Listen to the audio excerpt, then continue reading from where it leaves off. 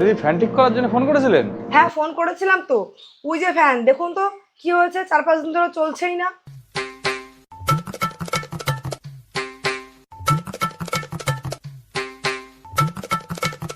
দেখে শুনে যা বুঝলাম এর ভিতরে কয়েল পুড়ে গেছে। এ ঠিক করতে 1100 টাকা মতো লাগবে। বাবা 1100 টাকা লাগবে? ফ্যান ঠিক করতে রেখেছিলেন?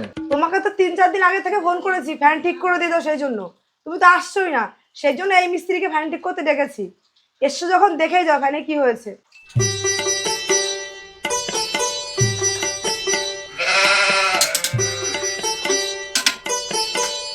যা বুঝলাম এই আপনার ফ্যানের কয়েল জাম হয়ে গেছে। 500 টাকা মতো লাগবে ঠিক করতে। ঠিক করবেন? আরে দিদি আমি 300 টাকায় ঠিক করে দেবো। জান তো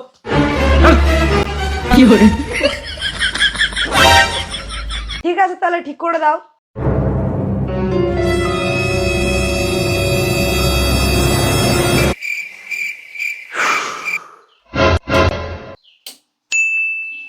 ঠিক হয়ে গেছে। অনলাইনে পেমেন্ট করব কিন্তু। আচ্ছা ঠিক আছে, কোনো সমস্যা নেই। এবার দা ফ্যান ঠিক হয়ে গেছে, পয়সা দিয়ে যা।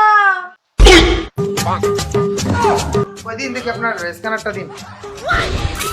হ্যাঁ এ ফ্যান ঠিক করা মিস্ত্রি না?